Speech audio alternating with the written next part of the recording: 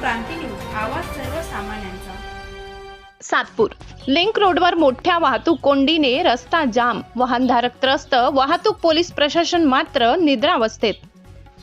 सातपूर परिसरातील अंबड लिंक रोडवर गेल्या काही दिवसापासून सुरू असलेल्या रस्त्याच्या कामामुळे वाहनधारकांना मोठ्या वाहतूक कोंडीचा सामना करावा लागत आहे।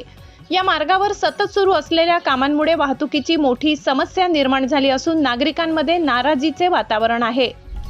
आज दिनांक 11 मार्च रोजी सकाळी 10 ते 10:30 वाजेच्या दरम्यान एक्सलो पॉइंट ते पपया नर्सरी दरम्यान मोठी वाहतूक कोंडी झाली। रस्त्याच्या कामामुळे तसेच मोठमोठ्या कंटेनर वाहनांच्या वर्दळीमुळे वाहतूक पूर्णपणे विस्कळीत झाली होती। याशिवाय या परिसरात वारंवार पाईपलाईन फुटण्याच्या घटनाही घडत असल्याने रस्त्याची परिस्थिती अधिकच बिकट होत आहे। या दरम्यान अनेक वाहनधारकांना बराच वेळ रस्त्यावर अडकून राहावे लागले। कामावर जाणारे कर्मचारी, शाळा कॉलेजचे विद्यार्थी, स्थानिक नागरिक यांना मोठा मनस्ताप सहन करावा लागला। विशेष म्हणजे या ठिकाणी वाहतूक सुरळीत करण्यासाठी वाहतूक शाखेचे पोलीस कर्मचारी किंवा अधिकारी दिसून न आल्याने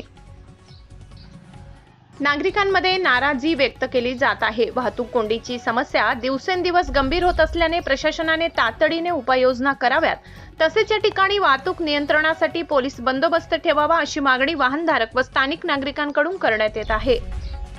ही वाहतूक कोंडी सोडविण्यासाठी सामाजिक कार्यकर्ते शुभम पगार व समाधान घुमरे यांनी परिश्रम घेतले। महाराष्ट्र क्रांती न्यूज साठी वृत्त संकलन विभाग, सातपूर।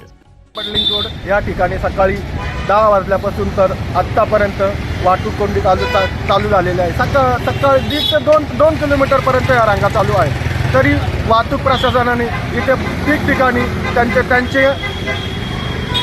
संपर्क कार्य करावा, सुरक्षा रक्षक वगैरे त्यांनी इथे नेमून द्यावे। ही जे कंटेनर वगैरे आहे त्याची वाहतूक वेळेत बदल झाला पाहिजे का, काय वाटतं? हो, इथे जे मोठमोठे कंटेनर येत आहे त्यांच्या वाहतूक वेळेत बदल करायला पाहिजे। त्यांचे शक्यतो रात्री 10 ते सकाळी 6 वाजेपर्यंत ठेवला पाहिजे। त्यामुळे इथे जास्त ट्रॅफिक निर्माण होते। आता तुम्हीच बघा पाठीमागे किती ट्रॅफिक चालू आहे।